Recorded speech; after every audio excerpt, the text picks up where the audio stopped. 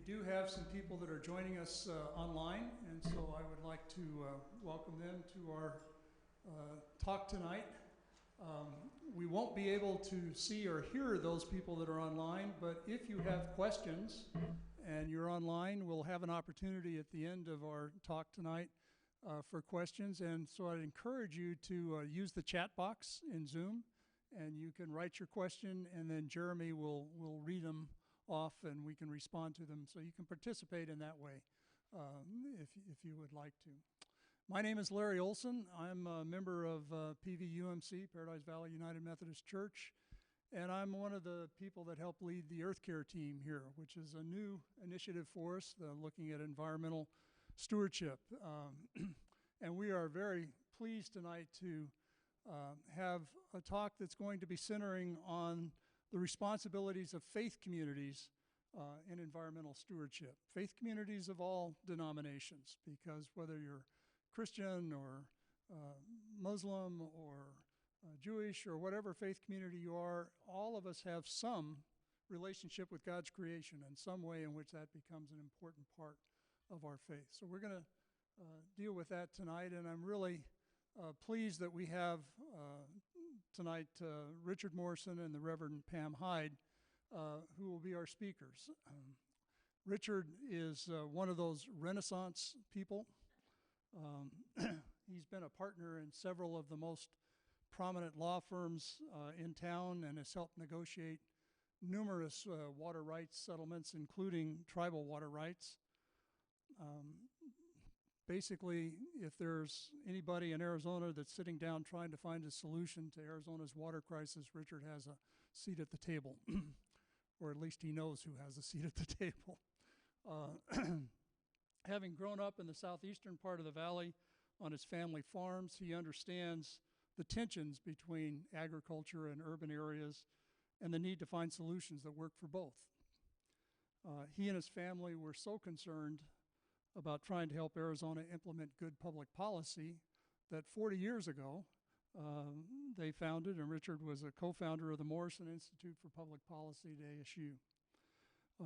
So it's been providing ever since then nonpartisan research and analysis to help improve the quality of life here. In addition to being a lawyer, a farmer, a rancher, a former Navy fighter pilot, talked to him about landing on a carrier at night. Richard is also had been an ordained Episcopal priest for more than 20 years, where he served 3 churches here in the valley, and most recently as the canon for ecumenical and community relations for the Episcopal Diocese of Arizona. So he really has a unique perspective to address this particular topic. And he's joined tonight by the Reverend Pam Hyde, who is the canon for creation care of the Episcopal Diocese of Arizona. Pam, prior to her call to the ministry, worked for various nonprofit and government conservation agencies, including co-founding a regional water conservation organization.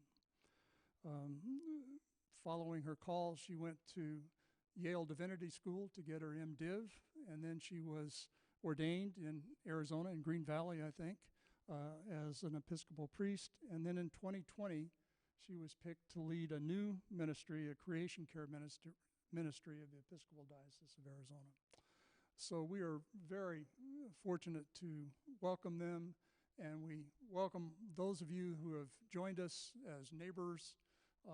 Hopefully online there'll be some other folks from other places joining us, and this talk will also be recorded, and it'll be posted on our website at Paradise Valley Methodist Church, but maybe on some of the Episcopal websites as well. So we're really pleased to welcome you. I think that we will have our talk first and then an opportunity for question and answers, and I really encourage you to ask questions, and hopefully we'll have a lively interchange. I'd like to begin, though, by introducing Karen Block, who's going to just lead us in a prayer tonight.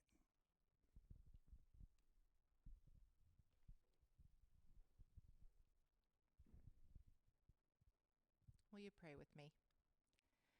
Creator God, thank you for the majesty of your creation. All around us, nature reflects your greatness. We stand in awe. Teach us to love and care for the earth as you do. Help us approach all life with gentleness and reverence. Fill us with wisdom, grace, and courage to address the challenges that threaten our world. God, we're grateful for the opportunity tonight to listen, learn, and engage with people from different faith traditions. And it's so wonderful to have Richard Morrison and Reverend Pam Hyde with us, as well as the other guests in our midst. We welcome you. Open our hearts and minds, God, to how we might serve as your faithful partners, honoring and preserving the earth, now and forever. Amen. So I think Pam is going to be our first speaker. And she does have some slides, so hopefully those of you who are online will be able to see those, and we'll be able to see them here. Thank you, Pam. Thank you, Larry. So, responsibilities of faith, communities, and environmental stewardship. There's a good topic, huh? And thank you for the introduction, Larry. Yeah, it's been a wonderful time to be part of the Episcopal Diocese of Arizona and to start talking about creation care as part of our work as Episcopalians and as Christians. So, next slide, please, Jeremy. So I'm going to start out by talking about Christianity and environmental stewardship. Since I can speak from the Christian perspective, I will start there and talk a little bit about Scripture. We'll see that in a minute. But then we'll go on to some things that I think really are universal in terms of faith communities. And I think a lot of the scriptural aspects may resonate with other faith traditions as well. And you notice that I talk about, I have in parentheses, caretaking there. I'd like to use the word caring for the earth, being caretakers, not because stewardship is a bad term, but because it's frequently a misunderstood term. We have notions of stewardship that I think can be hierarchical, and so I like to use the word caretaking, so you may hear me use that in place of stewardship. So what I'm going to talk about tonight are kind of grouped into these four things. First is, what does Scripture tell us about our responsibilities for the earth? Then I'll go on to talk about what Christian ethics inform our responsibilities. So what we're really talking about here is, what kind of people ought we to be when it comes to caring for the earth? Then we'll have to go into how well have we been living up to our responsibilities. I think maybe a lot of you have a notion of the answer to that question. And how well have we been really living our virtues, living into those virtues that we hold up? And then finally, I want to go into what spiritual practices can help us become better caretakers of the earth. So we'll talk a little bit about spiritual practices. Next slide, please, Jeremy. So in the Christian tradition, we start talking about caring for creation right at the beginning in the book of Genesis. And there's some really important passages there that really ground us in terms of what is our responsibility to God's creation. And I never want to pass up the fact that when God had created the heavens and the earth, he called it very good. Very good. That's the ideal, that's the important thing that we have to hold ourselves up to, is to the goodness of God's creation. It's kind of our touchstone. And then God created humankind in his image, and he gave it an important role, right? Creating us in his image really means that we have the responsibilities to care for the earth the way God would, to love the earth the way that God would. It's not just a basic job description. It's a very serious job description that we've been given, is to care for the earth just as God would. Next slide.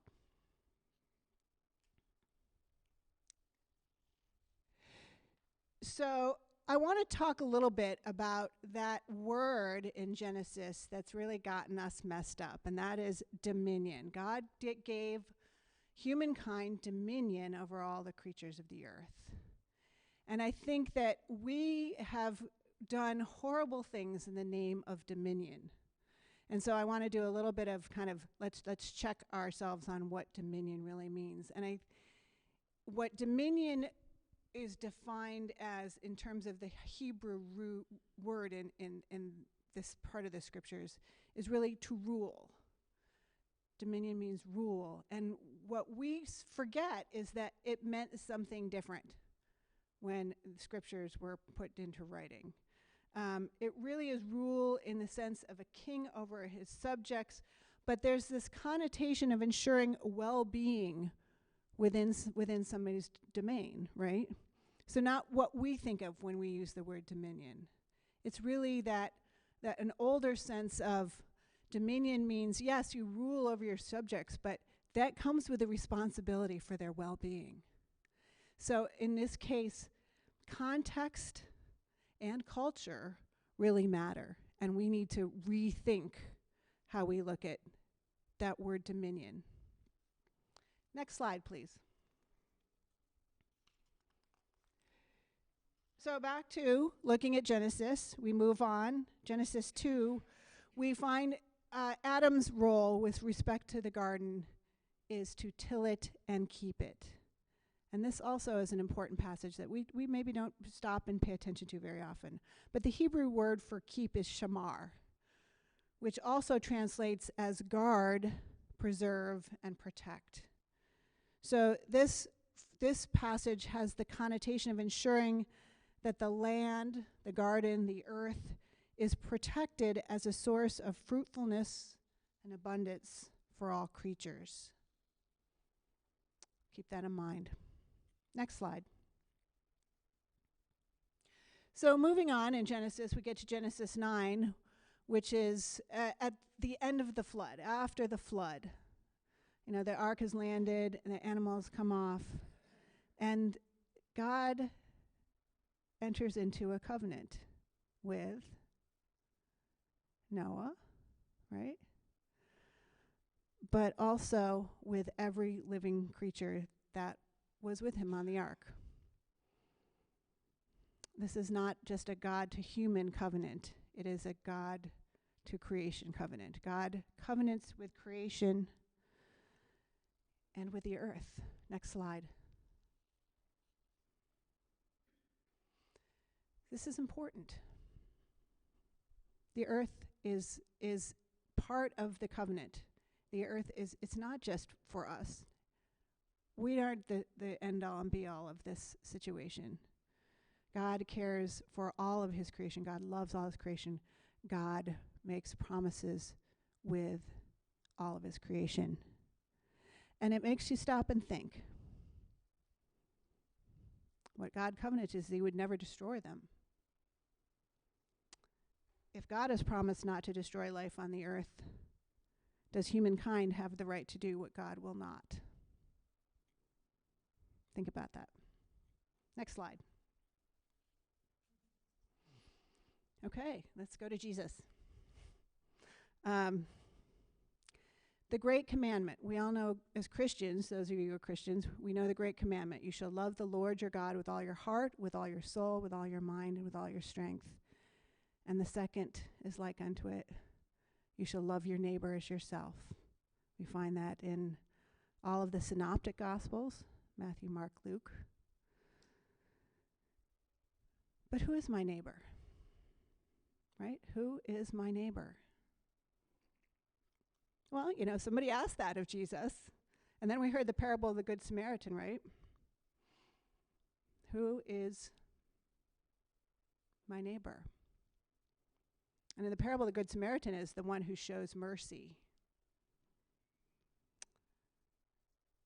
So we need to think a little bit more, both about really who would Jesus have in mind? Who would and who did Jesus have in mind when he said, you shall love your neighbor as yourself? And I think we need to rethink that and perhaps think a little bit more broadly than the Christian church has thought in the past about who is our neighbor. We are all part of creation. We were all created in the beginning together. In fact, the humans were created last. We were the second part of the sixth day. So there's a tremendous amount that we are created with. Are they not our neighbor? The mountains, the creatures, the fish, the birds. But think about this, another question. Is there anyone that Jesus doesn't want us to love? Right?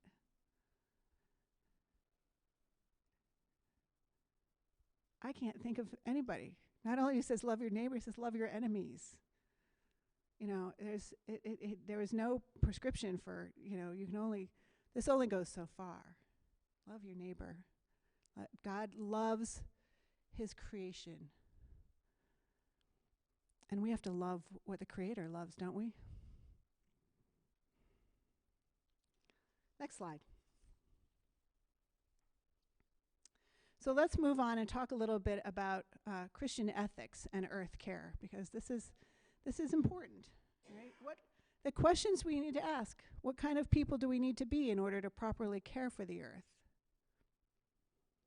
What kind of people do we need to be to love God's creation as he loves it?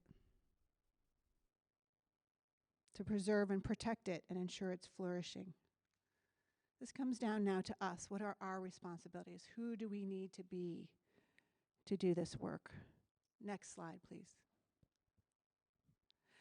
So, I'm a fan of some of the work of a man named, an eco-theologian actually, named Stephen Boma Prediger, who's written 2 books, so they're up there, For the Beauty of the Earth, A Christian Vision for Creation Care, and then Earth Keeping and Character, Exploring a Christian Ecological Virtue Ethic. And he has taken the topic of virtue ethics and applied it really to this caring for creation and developed what he calls ecological virtues. Next slide, please. So I'm going to run through some of these quickly so that we can see really what it is that informs what we need to do and the people that we need to be in order to care for the earth and meet what these tell us about our responsibilities to the earth are. So the first one is respect. We need to people of respect, and that means having an understanding of and proper regard for the integrity and well-being of other creatures. Okay? And then hand in hand with respect goes receptivity, acknowledging our interdependence with other creatures. Next slide. Another ecological virtue is self-control, which means moderating and controlling our desires when it comes to caring for the natural world. Not excesses, not indifference, but kind of that moderation.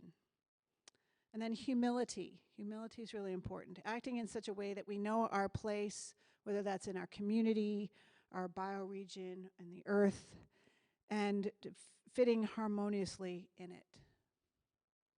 Next slide. Wisdom. Wisdom. So in the context of the earth, this means making insightful and discerning judgments about our common home, the earth. We need to be wise in our discernment, in the judgments that we make, the decisions that we make about the earth. And then there's hope. So this virtue is yearning for and acting to bring about some good future for the earth, rooted in confidence that it ultimately lies in God's hands. And where we are now with the earth, I think this is really, really important. We can't do this work without hope, right? Next slide. Wonder. I think this is one that people don't necessarily think of, right? But it's really an important virtue. What we have to have, the people that we need to be, are people of wonder when we approach the earth. That means standing in rapt attention and enthralled amazement in the presence of the awe-inspiring natural world.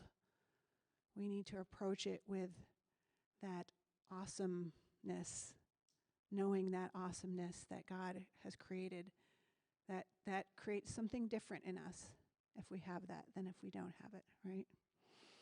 And of course, love. Caring about our house, our oikos, we say in our Episcopal tradition, this fragile earth, our island home, right? The earth, our house, and its inhabitants. So in order to promote the flourishing of all creatures. So loving and is caring about all. Next slide. Justice, acting fairly when faced with the recognized rights or legitimate claims of both human and non-human creatures. So we care about justice and it's part of our virtues that we seek to have in ourselves for both our relationships with each other and our relationships outside the human family with the rest of the creation. And then courage. We're going to need courage. We've always needed courage, but we're really going to need courage as we move forward, because courage is about the moral strength when fearful about real or potential ecological losses, and steadfast endurance in the face of seemingly intractable ecological problems. Without courage, we're going to have a tough time. Next slide. So if we try to translate these virtues into our responsibilities, as we recognize these virtues, we see how they are outwardly expressed in terms of our responsibilities to God's creation. I see kind of these things, and let me go through them with you. We have a responsibility to respect our non-human neighbors and our mutual dependence. They depend on us, we depend on them. It's part of a huge web of life. We have a responsibility to live within our means, to conserve and preserve our resources. We have a responsibility to be cautious, to act with humility when making decisions about the earth and its inhabitants. Next slide, please. We have a responsibility to wisely interact with the creatures under our care. We have a responsibility, it's one of my favorite responsibilities, to open our eyes with grateful amazement to the world of wonders God has made and sustains. And yes, this really is a responsibility. I see it that way. We have a responsibility to promote the flourishing of all of God's creation. Flourishing is a real important standard that we have here. Not just surviving, but flourishing. We have a responsibility to have the courage to face the problems we've created and to act fairly with respect to both human and non-human creatures. So, next slide, please. So, our record as caretakers. Time for a little confession here. Next. Have we been respecting our non-human neighbors? Some of us have, but as humankind, probably not. Next. Have we been living within our means? No. Especially not in wealthier countries, for sure.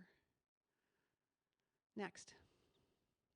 Have we been cautious, or have we been acting with humility? Not as much as we could, right? We tend to think that we can just keep rolling forward, consuming what we want to consume, doing what we want to do. Next. Have we been wisely interacting with the creatures under our care? Well, I think some of the species that have gone extinct would probably have something to say about that. I'd say that's a no. Next. Have we been seeing God's creation with grateful amazement?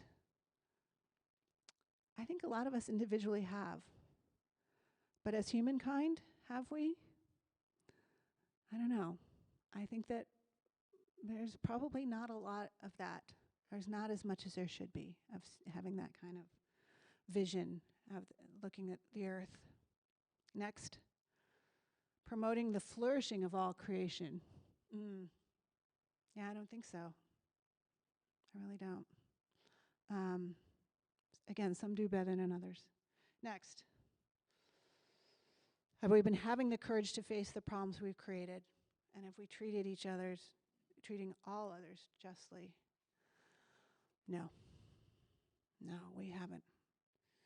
We've been blind to the problems we've created, and we haven't treated all others justly. I think that one's pretty clear. So, yeah, that's not a passing grade, is it? Next. So, what happened? How did we get to this place where we're failing that in all of our responsibilities to the earth? These are the things that I've pulled out that I think are significant. At some point along the line, society has transformed from agrarian societies to industrial and urban societies. And along with that, there was a loss of knowledge of and sympathy for the earth. The Enlightenment, the Industrial Revolution. There's a very kind of, in the whole scheme of life on Earth, there was an incredibly small period of time where things changed dramatically. And I could give you a whole couple of hours on that whole history and how that happened. It's very, very interesting. But it's also kind of terrifying how things changed and how quickly it changed.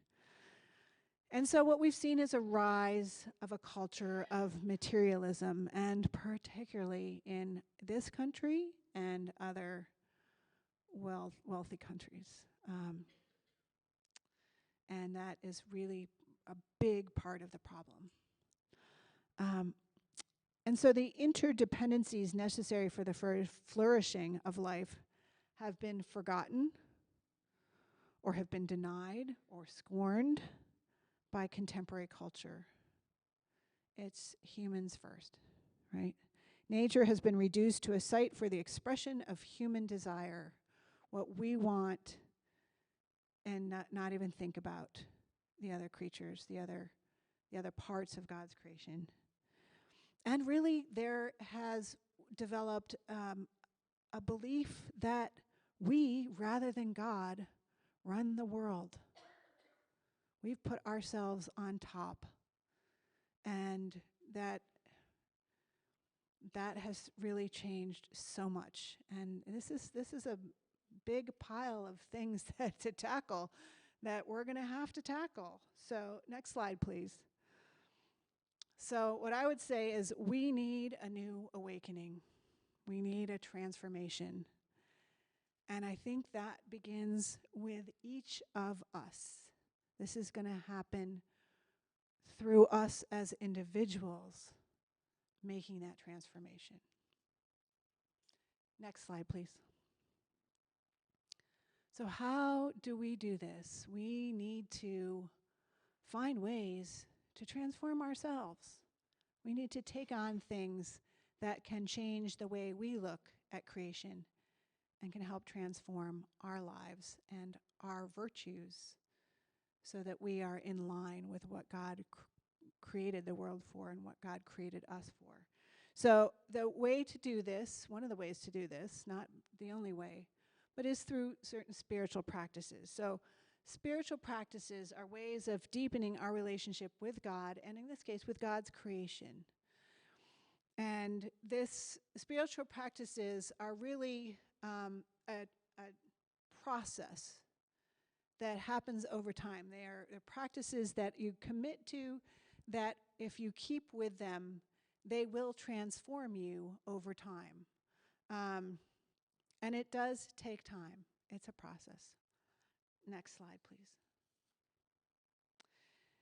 So I'm not going to talk about very specific spiritual practices for the most part. I'm going to talk about kind of types of spiritual practices And I can direct people to lots of places where you can find specific spiritual practices. And actually, I'll just give you one. So this is not a book about spiritual practices. This is a book called Rooted and Rising, Voices of Courage in a Time of Climate Crisis, which was edited by Leah Shade and Margaret Bullitt Jonas. Leah Shade is a Lutheran pastor. Margaret Bullitt Jonas is an Episcopal priest. And Margaret, who is the missioner for creation care for the Diocese of Western Massachusetts and the Diocese of Massachusetts, and for kind of the similar organization in the UCC Church. I'm forgetting exactly what it's called now. But Margaret has a wealth of knowledge about spiritual practices about creation. And she punctuates these essays with spiritual practices that are really wonderful spiritual practices. So if you're looking for this is a great book to start with, and there are some really, really interesting spiritual practices in here. I use one of her guided meditations all the time. So I just want to give that a little plug. But some of the ways that we can do spiritual practices are through these things. Awareness, being present. I think this is so fundamental in terms of a spiritual practice. It creates that connection that's so important when we're trying to make real our actual connection with God's creation. That is the foundation for everything else that's going to flow from that. So it's sometimes just as simple as taking a walk and being completely present to what you see, hear, smell. And one of my favorite ones is I was given a spiritual practice by a spiritual director once to just go outside with a pad of paper and some kind of a writing implement and close my eyes and listen and then map what I'm hearing and where I'm hearing it. So it created some very interesting maps. And I heard things that I realized were always out there, but I'd never stopped to really listen to before, right? So awareness, being present to what's there, being present to the world we actually live in, right? Meditation. I just mentioned the guided meditation of Margaret's that I use a lot. Meditation is a wonderful way of really focusing the heart. Meditation is frequently about closing off thoughts, closing off the world around you, and just letting your heart speak, right? Meditation gives you the space for your heart to speak. And so meditation is a very, very good way to kind of get grounded to who you are in relationship to the earth and to kind of get that space in your heart connected. Prayer. Prayer is a really important part. It's a very, very helpful spiritual practice. You can use the traditional ways of prayer, praise, penitence, petition, thanksgiving, intercession. So praising God for the beautiful creation that God made. Penitence, I'm sorry for what we've done, Lord. It's that repentance and the whole metanoia that we focus on so much in Lent. Petition, praying for the earth, for the species that are endangered, for the people who are impacted by train derailments and toxic chemical spills and all sorts of things that helps to bring that to God's attention and to our own attention. Thanksgiving, being so thankful for this beautiful world, for the wondrous things that God created, and intercession for everything that needs our help, that needs God's help, that needs us to work with God to help. But prayer can always also be other forms of prayer, and one of my favorites is body prayer, letting our body do the praying. We think of body prayer, a good way of body prayer that you're maybe familiar with is walking a labyrinth, right? Walking is a great body prayer, but you can use all sorts of parts of your body to be in prayer for the earth. I like to, when I'm in a place that has nice lush grass, one of my favorite ways of body prayer is to take off my shoes and walk. Next. Writing and journaling can be a spiritual practice, a very, very good spiritual practice. For those of us who are writers, it is a really, really good spiritual practice. It can be journaling. A lot of us, there's such a thing. Actually, I didn't realize this until about 5 years ago that there was, climate anxiety. I didn't realize there was such a thing until I got it, right? There's a lot of people with climate anxiety or earth anxiety. And so writing, journaling can be a really important part of your daily life and your spiritual practices. There's also a wonderful practice in terms of letter writing, right? Letters that you don't mail, right? Anybody do that in other ways? I just got to get it out. It's a letter I just left. But try writing a letter to the future or to somebody in the future, right? Maybe it's to your grandchildren or your great-grandchildren or your great-great-great-grandchildren. And maybe you're answering a question that they ask you about what were you doing back then? Or how did you help? Or and just to be in dialogue with the future, because that connects us to the sense that we need to act wisely, not only for now, but for the future. Practicing gratitude. If you want to reorient life, ask yourself daily, what am I grateful for? Gratitude helps us to turn our orientation around, to see the good things, to see the grace that we've been given, right? And that gives us so many of those things that I talked about in the virtues and the responsibilities, the hope, that orientation towards doing more. And then one of the most important spiritual practices that we can engage in is action. Spiritual practice isn't always about being inactive. Expressing ourselves through our action is a very important way of being in relationship with God and with God's creation. So whether that's planting a tree or writing your congressman or heck, chaining yourself to a polluter's fence or something. Action can be very much a spiritual practice if you make it that.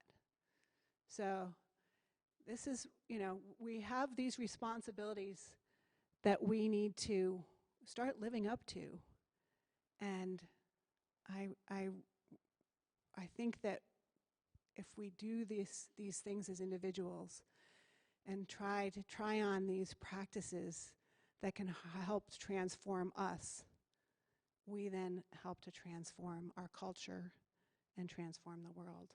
So I'm going to leave my part of it there, and I'm going to turn it over to Richard now, and he's going to get into more of the I think, the nitty-gritties of water in Arizona.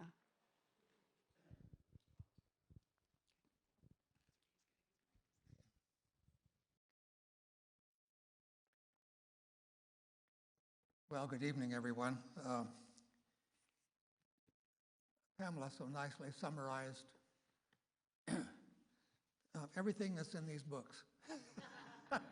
Yeah, I'm exaggerating a little bit, but I did want to show you some books that you could add to the books that Pamela identified as possible resources for your thinking and for your action, for your engagement with respect to environmental matters.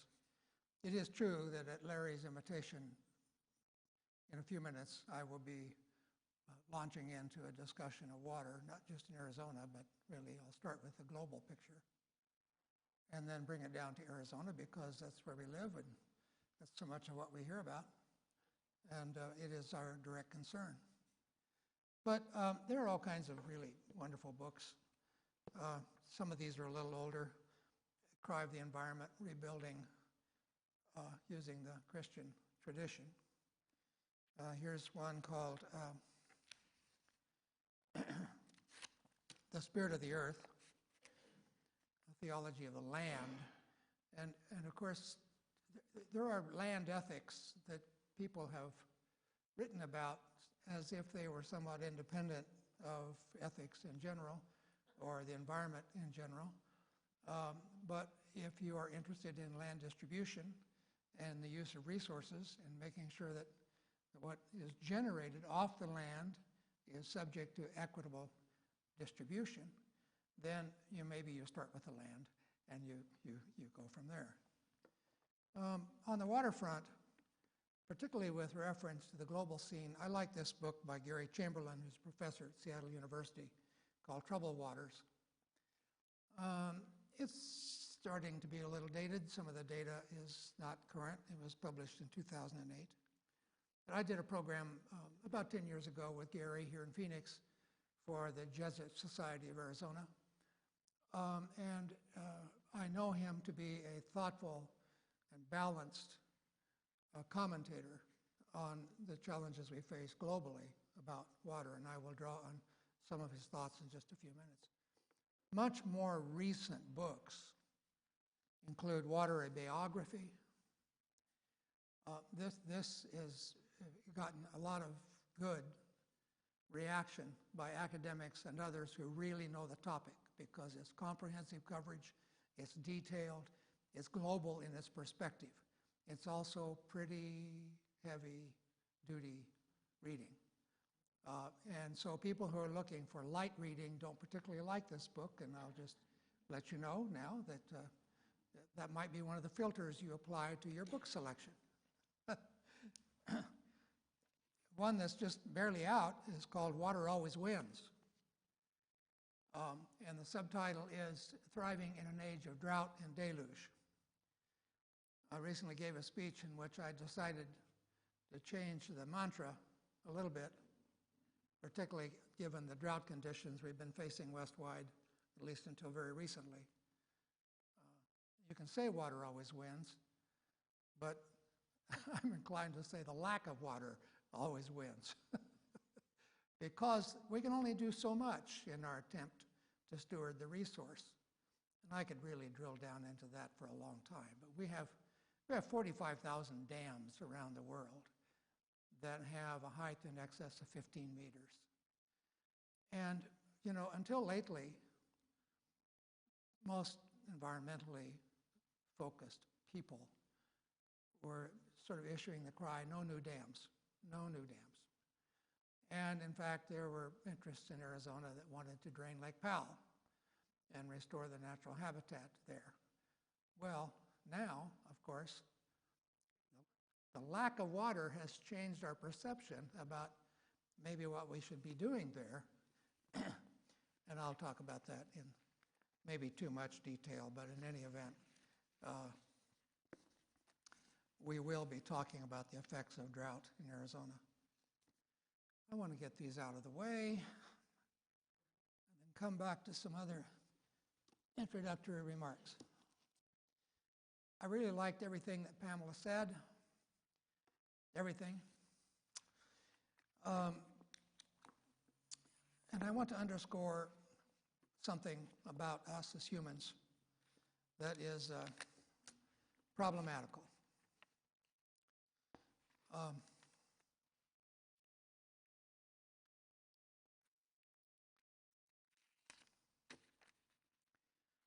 Too many humans, how is this possible? Too many humans think of themselves as not a part of nature. But it is a testimony to the extent to which the industrial world has succeeded in generating barriers between how we live, where we live, what we think about, and everything else that sustains us.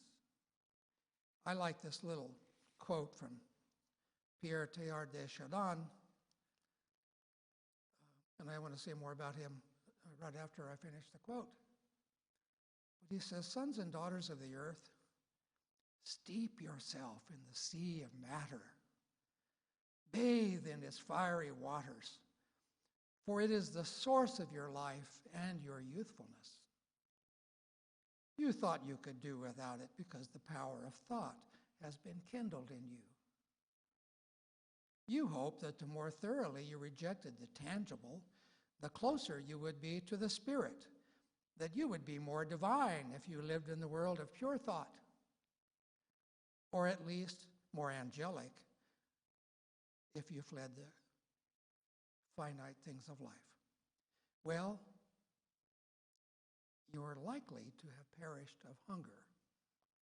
You must have oil for your limbs, blood for your veins, water for your soul, the world of reality for your intellect. If you do not see that the very law of your own nature makes these a necessity for you, then you do not see." I've long respected Teilhard de Chardin. His time among us was 1881 to 1955. He was a French philosopher and paleontologist. Participated in the team that discovered Peking Man. Darwinian in his perspective on the nature of the world and its changes, whether you want to call them evolution or not, is perhaps something we could discuss. But in any event, he certainly noticed the changes through the passage of time. And for me, at least, he nicely captured the very essence of our cosmos when he said, everything that exists somewhere on a continuum between the infinitely small and the infinitely large, but also on a related continuum between the infinitely simple and the infinitely complex. And he said, importantly, no matter where you are on such a spectrum, you're going to find that what's going on there involves an attempt by the species or the person or the organism or the molecule or the subatomic particle. There's going to be some sort of an attempt on the part of that very thing to figure out how to relate to the thing that's next to it on the spectrum.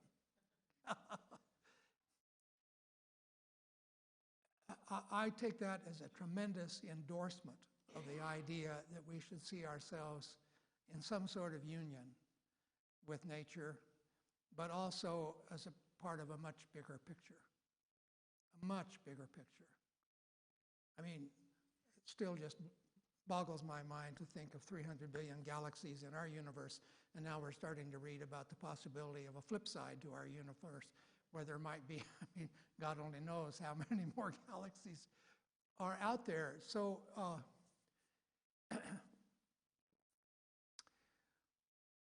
it helps me to remember a little mantra that we adopted in the Diocese of Arizona in 1992. Our bishop came saying, we need to see ourselves as one. We are one. We adopted the idea that we are one. Now, not literally, of course, and it actually was not a statement about the reality of our common life together in the church. It was an aspirational statement. It was a vision for us to work toward. But I think that that works quite well in terms of supporting a commitment to seeing ourselves as being at one with all of nature, all of creation. And we just don't always think that way. Somehow we see ourselves as isolated, removed, divorced, protected from what's going on around us. Well, I remember my freshman year in college at the University of Arizona. First day in Chemistry 1A, great big auditorium, 800 students. Chemistry teacher came in with some books, threw them down on the desk. He was obviously disgusted. We didn't know why. He looked up at us, contempt all over his face. And he said, "Idiots, you're all idiots. You all think you know something about science, but you don't really. You don't. You don't know anything about science. And what we think we know about the nature of reality is filled with error because you cannot measure anything without changing it." Well, whether you like that story or whether you don't, the fact is, some of us in the water world within the last few years have started realizing that we were basically idiots until, you might say, April of last year. Because until that time, the best people I know in the world of water thought that we were going to be able to effectively manage ourselves through this crisis using accounting gimmicks and engineering and storage, but just all the management techniques that we had always used. And as of last April, the most respected sources, my most respected sources in water, were willing to get up and publicly proclaim that they no longer have confidence that we can manage our way through this drought without somebody getting hurt. Now, of course, blessedly, a lot of precipitation has fallen on the Colorado River watershed, and all the way up and down the West Coast. And so one of the things we know about nature is that we're now living in a time of extremes. Extreme cold, extreme heat, extreme drought, extreme wet. And what is this all about? Well, I mean, it's only been, 20 years ago, we had a lot of deniers as to whether the climate was even changing. You don't really hear that anymore. But you might get a little debate about why it's changing. I mean, I have a good friend who's an astronomer, and he's honestly convinced that most of what we've experienced in the way of drought is actually the result of sunspot activity, because he's been looking at the sun for all of his adult life, and there's a lot of changes from time to time in terms of what's happening there, apparently. I'm told that's true. And, it affects our weather. So I'm not up here saying why we have climate change, but I am acknowledging that we seem, to have some. But I want to start, before talking about Arizona in greater detail, I want to start with some observations that came out of Gary Chamberlain's book. And some that I have shared on other occasions to other audiences. If you look around the world, you will see that the need and the appreciation for water are so very important. You can go anywhere in the world and know in advance, you don't even have to be there yet, that water studies are going to be important there, that they've done studies in the past, the studies are being done now, and they'll have to be done again in the future. The basic problem is that we already have all the water we will ever have in the world. And the demands upon it are increasing. Though the details, and the facts on the ground, so to speak, vary from place to place, You can also know that anywhere in the world, serious inquiry requires a very detailed examination of many factors in each location. For example, in each location, water policy questions will have to be addressed concerning water supply, water quality. These are very definitely related. Water policy questions in that location will have to be understood. You have to look at the cost of infrastructure to do anything at all with water. And then, of course, there is the delivered price. People in Arizona don't always understand that for the most part, at least until now, our water deliveries have not cost us anything at all for the water. We pay for the storage, the transport, the treatment, and ultimately the delivery to your house, paying for the cost of distribution. We're not paying for the water molecules. And certainly one of the things that we have to think about with respect to environmental stewardship is whether the move toward privatization of water resources is really contrary to God's will, basically. Because many of us assume and maybe believe that we have a basic human right to water and air, clean water and clean air. But increasingly, you have to pay more if you want water. You have to pay even more than that if you want clean water. And we're all paying more for cleaner air. That doesn't mean that we own it, but it's a step in the direction of privatizing the resource, because if you're not able to enjoy it, or it doesn't meet your needs for human health,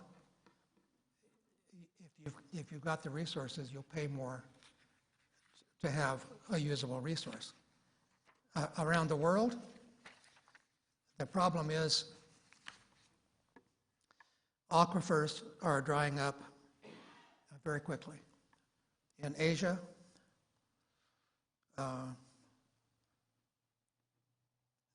overall total pumping in India, China, and Pakistan probably exceeds recharge by 120 to 160 million acre-feet every year. And a similar situation is occurring in Mexico, Argentina, Brazil, Saudi Arabia, Morocco, and the Middle East generally. According to United Nations Development Report, which is somewhat dated but still useful to indicate the magnitude of the problem, 1.1 billion people have no access to clean water. That's a lot of people, folks. And some 2.6 billion lack good sanitation. The average U.S. citizen consumes 40 gallons of water per day, although certainly here in Arizona it's more than that. Well, the 1.1 billion who do not have access to clean water use, listen to this, an average of 1.3 gallons per day. Does that strike you as equitable? Is there anything we can do about it? Well, maybe. I mean, I am aware of several church groups and NGOs and private philanthropic groups. They're doing a lot to try to bring clean water to parched villages in Africa and elsewhere. But there's still more to be done. This imbalance is called, some authors who comment on this water availability crisis, call it water apartheid. The basic problem is that where you have only groundwater to rely upon, only groundwater, if you're mining the groundwater, it will one day be gone. It'll be gone. Now, how in the world can that approach satisfy any kind of test with respect to whether we're being good stewards of the resource as God has asked us to be? At a minimum, it ignores the needs of unborn generations who have a claim upon the resources of the earth, even though they're not with us yet. One of the things I liked about working with Native Americans for so many years is their insistence on planning for 7 generations.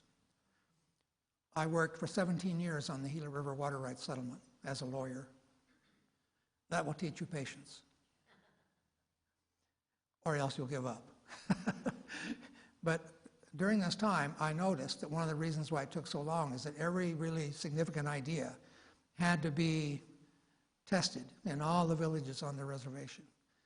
There was a big public process. It took a long time for everybody to get a chance to vote on whether they would approve the basic concepts of the settlement. And of course, in the area of water and equity, having a seat at the table is actually what some people mean by equity. They mean having access to decision making. That's equitable. And though I'll tell you that from a Christian perspective, I was often very frustrated that people didn't have a more generous spirit when negotiating these water rights settlements.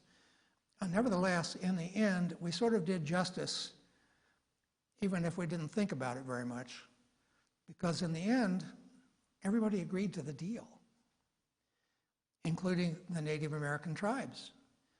They basically, in the end, decided that what they were getting would meet their needs and would be the best they could do under the circumstances. And so it was agreed. That's rough justice, but it's better than not giving people access to the decision-making process. Well, let's see.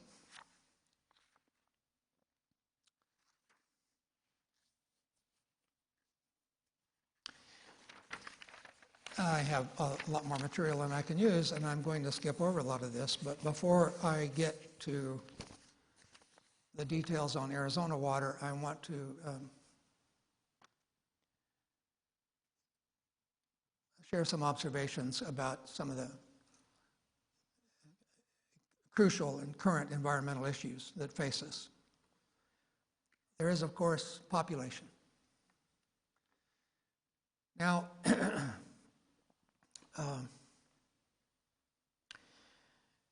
of course, it's not news that many environmental groups think that we need to control population explosion and have said so for a long, long time.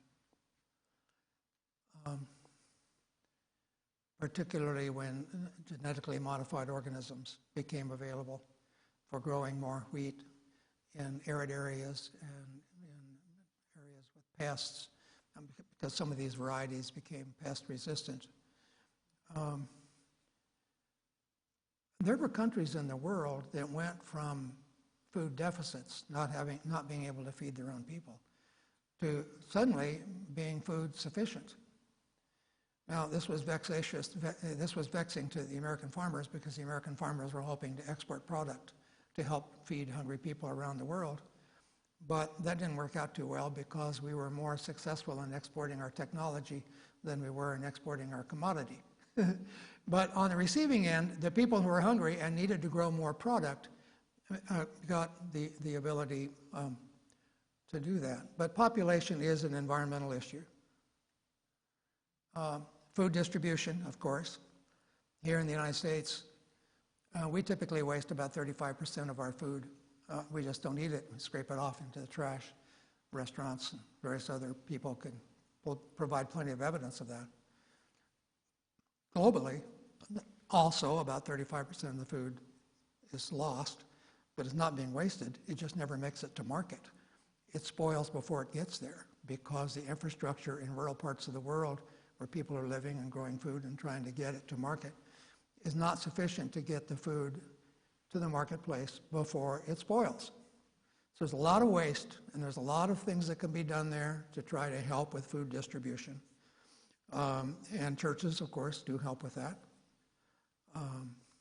and as do other faith communities and lots of NGOs. Resource use, industrialization, and pollution. Another, that sounds like 3 instead of 1, but they just happen to be on the same line in this author's description of the environmental issues that we're facing right now. Resource use, industrialization, and pollution. There are science and technology issues that we're facing that have environmental impacts, of course. And then there's biological ethics. All of these would be very interesting, could be the subject of future seminars, Larry, and maybe some of you will want to do some research or invite some speakers who will talk about some of these things in more detail. But inasmuch as we live in Arizona, and Arizona is very deeply concerned about the possibility of the Colorado River ceasing to flow within the near future, I do want to drill down into that and talk about our Arizona water issues in some detail, and I hope that's okay.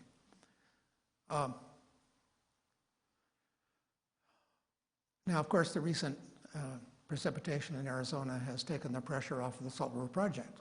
In fact, it's releasing water from the Verde system because there's more water there than they can store. But the Colorado River is still a big question mark. And the concern is that if the level in Lake Powell and Lake Mead gets below the penstocks and the other release mechanisms, we'll have a dead pool. We won't have any way to release water into the river, so that there'll be no water in the Colorado River in the bottom of the Grand Canyon, no water in the Colorado River when it flows to Yuma, no water in the Colorado River when it would otherwise pass pursuant to our treaty obligations to Mexico on down into the next state, the next sovereign state. This would be a huge problem for us. So that people are creating intentionally created storage. They're leaving their entitlements up in the lakes for the time being, try to keep the elevation of the lakes higher. The Interior Department is squeezing the basin states to try to come up with an agreement to share even more shortages than they already agreed to do. There's a shortage sharing formula in effect that was adopted in 2007. And they were basically cutting back on use according to that agreement, but we need to cut back a great deal more. Last year, the Interior Department asked the basin states to find a way to save 2 to 4 million acre-feet of water a year, and their best ideas didn't even come close. Didn't even come close. Now, will the weather change again? Maybe. But I will tell you this, in 2005, I was invited to go back to Washington, D.C. and moderate a panel of water experts and weather experts who were providing evidence to the United States Department of Agriculture. USDA was interested in trying to come up with some way to mitigate the effects of drought, and their initial idea was that they would provide insurance policies that would help cover the losses of farmers that could not produce in years of drought. But they were getting all this testimony from these knowledgeable people about whether you can even predict drought. 3 people from Colorado came. One was from the ski industry, one was a hydrologist, one was a groundwater hydrologist, one was a meteorologist. And they said, we are way overdue for a 500-year drought. Way overdue. And we may be in it, but we can't tell. What we can say is that if we continue on the vector that we're on right now, by 2025, we will not have a ski industry in Colorado. Now, 2023 does not support that conclusion. But the years preceding this one seemed to support that conclusion. And what I noticed after that meeting was everybody left Washington, D.C. with a conviction that worst-case scenarios are not worth studying. That it'll all work out, it'll average out, there's no reason to listen to these doomsday prophecies. It'll just be business as usual.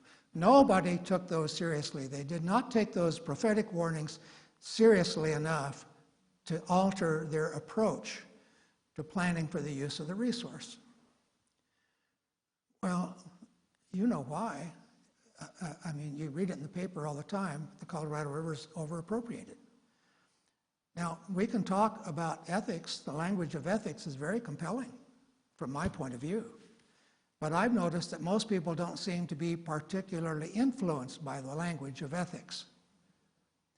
They're more influenced by the language of law or entitlement or rights. And so people with water rights say, you can't mess with our rights. You can't do that. And by the way, we have higher rights than you do. which is also a part of a prioritization scheme, both among the basin states and inside our state. So, for example, if you've been reading the press, you know that farmers in Pinal County this year will not be getting any Colorado River water from surplus supplies or excess water programs. They'll get a little bit of Colorado River water that will be delivered to them by the cities as a part of a pretty sophisticated plan we have for underground storage. But many of the lands in Pinal County will be dried up this year, particularly where they haven't maintained an operating well. And there are vast areas in Pinal County where the availability of Colorado River water until now permitted them to turn off their wells and just ignore their wells. Now, the Pinal County districts want about $40 million to rehab those wells because they need to be brought back online. What's the problem with that? It's groundwater mining all over again. Does anybody think that's a good idea? Is groundwater mining a good idea? Well, most of us don't think so, but the people have got the investment-backed expectations in land, equipment, personnel, all the operating costs of maintaining a farm and keeping it together and positioning it so that it can continue to produce in future years. They think they need to drill wells or deepen their wells or rehab their wells so that they can continue to farm, at least for now. Having said that, at least one of the general managers of the districts down there, the manager of the Hohokam district, says he thinks Pinal County will be a dust bowl for the next 10 years, and there'll be probably no farming at all in 20 years.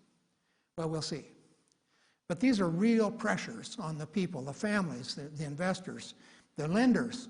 These are real, I mean, you know, we have an ecosystem that we've been talking about tonight, but we also have an economic system.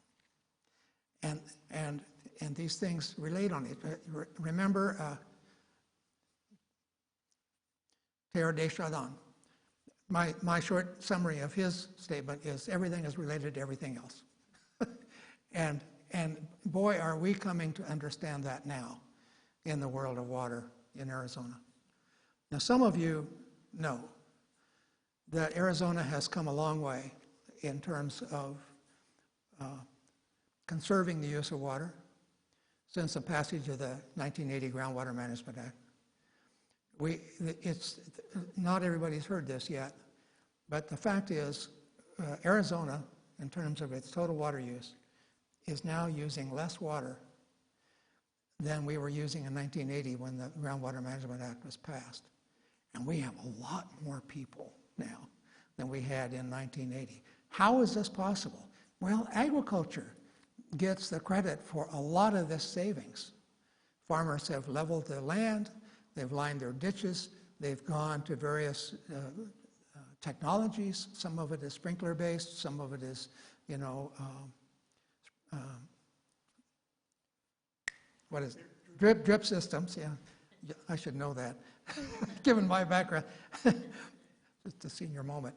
But farmers have saved a lot of water, and so have the cities. Because periodically the management plans come out which ratchet down how much you can use in industry, in the mines, in municipal water use. Arizonans have done a really good job of reducing water. But it is very clear, I mean reducing water consumption is what I meant to say. It is very clear, however, that the rest of the world is rather desperately assuming or hoping that we can save even more through conservation technology. It's a little hard for me to understand how that's really going to work. I think there may be small incremental increases in the amount of water that can be saved, but I think those incremental increases are going to get smaller and smaller over time. I'll give you an example of Yuma County, where so many vegetables are grown. And, you know, the farmers in Yuma are saying, you can't cut back on this. Look, 90% of the nation's winter vegetables come from here. You won't have lettuce and, you know, other vegetables that are customarily grown in Yuma if you cut us back on our water. Well, that may or may not be true because America has been dependent on offshore sources for fruits and vegetables for a long time. And the people who want cheap fruits and vegetables, we'll probably find a way to import. I was in the port of Savannah last month, where 15,000 trucks leave the port every day with containers on them. I was told by the port authorities that 80% of the commodity in those trucks destined for American cities is agricultural commodity. So we are importing a lot of stuff.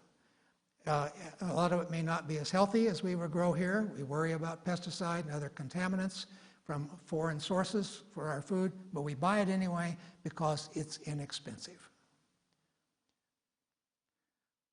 So, but the Yuma growers are insistent that they not be cut back on their water supply, and they have a higher priority on the river than the Central Arizona Project customers, including the city of Phoenix, the city of Tucson, and anybody else who has a CAP contract. That's a priority 4 water. Some of the Yuma lands have priority 1. And so those people are saying, why should we cut back? Well, the ethical argument might give you ammunition for a cutback. But the language of the law, the language of rights, the language of entitlements will not serve the common good quite so well.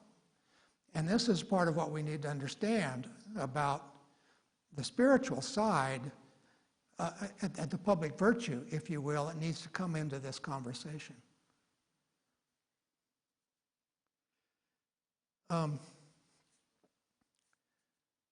I guess, Larry, looking at the clock, I think it might be an appropriate time for us to take questions. What do you think? Yeah. I mean, we could go on. I know Pamela could go on for another 2 hours. I could go on another 10 minutes anyway. But I'd like to give you a chance to ask your questions. So again, those of you that are online, if you want to put a question in the chat box, we'll see if we can read those a little bit later.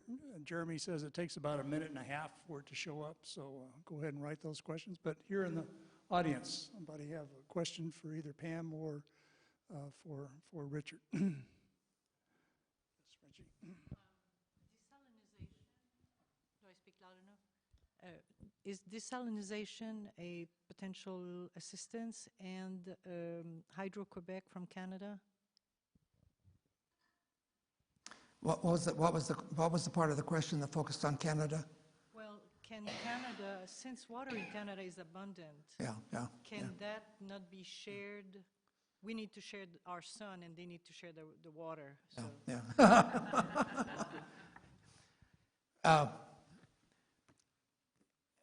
Desal is a potential solution, but only in part.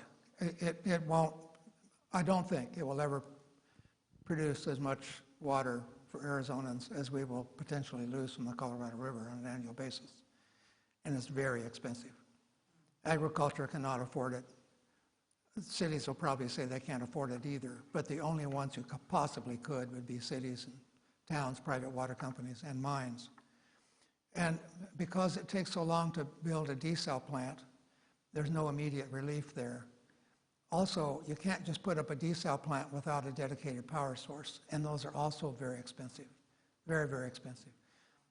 The city of Tucson did a study recently to try to ascertain whether the proposal for building a desal plant on the seat of Cortez might help them meet their needs. And they decided that the delivered cost to Avra Valley west of Tucson was going to be about $3,700 per acre foot once it's finally available, which could be a decade or 2 decades or more. That's not just a one-time capital cost, that's every acre foot, because of the cost of the capital investment in Mexico and then the cost of the transportation system, if you're going to pipe it all the way here. Some of the plans involved water exchanges with Mexico and the U.S. I won't get too much into that, but I'll use that as a springboard into discussing water transfers from Canada or any other place. From my point of view, and Pamela she's done graduate work in water, and she doesn't talk like a lawyer, but she's also a lawyer. So I know you can.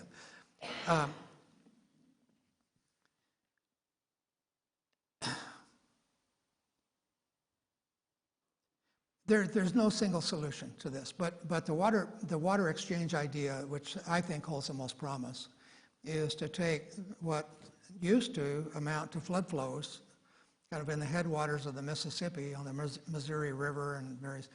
Take some of that. You wouldn't pipe it all the way to Arizona. You would pipe it to the Front Range in Colorado, and then you'd convince Colorado authorities that they should leave their entitlement to the Colorado River in the river so that it would flow on down to us, and we would get it because we paid for the pipeline out of the Missouri River. That probably is feasible. When people hear about water being possibly transported from the Mississippi, well, it's not from New Orleans, you know. You have to come up with a transportation route that makes sense and minimize the capital cost. Comments? The only thing I would add to both of those is that there are ecological impacts to both desalinization and to that kind of interbasin water transfers. For desal, the process of desalinization means that you take salt water and you come out with fresh water and then a very concentrated brine stream, which has to go somewhere. And so it typically is piped back out into the ocean, usually well offshore, but it has impacts to the marine ecosystem. When you transfer water from, say, the Mississippi basin to the Colorado River basin, you're taking water from one ecosystem, one large ecosystem, and transferring it to another, and that has tremendous amount of impacts that we usually don't even pick up on all of them until it happens. Cloud seeding is same. The Earth is full of closed systems, right?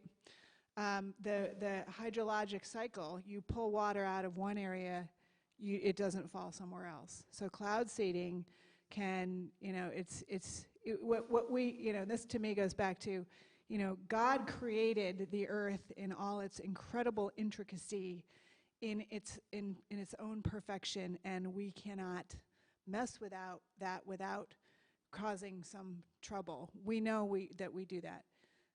We can see it. The history of it is all over the place. So, everything that happens in nature is perfectly balanced in terms of, how it works. And when we step in and we change one part of that, we frequently don't know what kind of imbalance we're creating.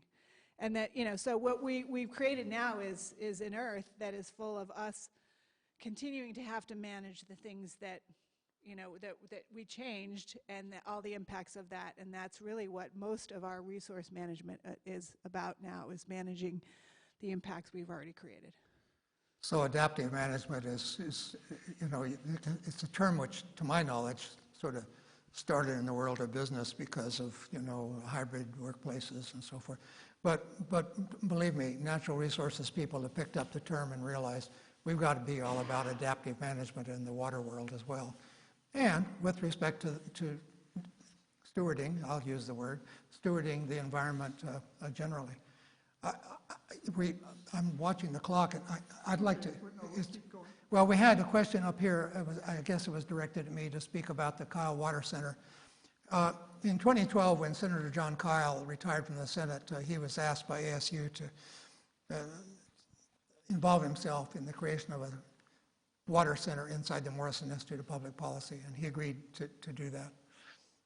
And his vision was to try to do something to make sure we had enough water after 2050.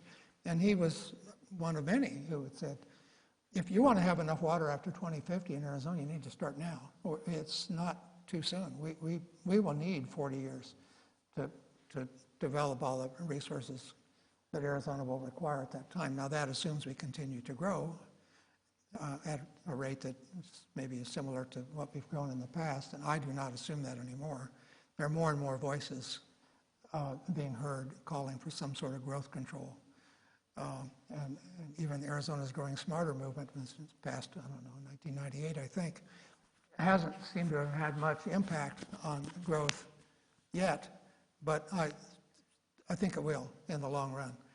But the Kyle Center has come up with some resources that you might find interesting, and I would encourage you to go to the website and look. They have two principal products at the moment, which will answer if not all of your questions, many, many, many of your questions. They have a blueprint for Arizona water, which has got layer upon layer upon layer of data. But you can go to your city or town and you can find out where the water is coming from to meet the water budget in your city or town. How much of it is Colorado River? How much of it is Salton Verde River from SRP? How much of it is from groundwater? How much of it is from treated wastewater, effluent, if you will? And what the total availability is and how many people can be served. I mean, you can just, as many questions as you can come up with, you will find useful data there. The other project is what's called Arizona Curve, and that's an attempt to show statistically how much various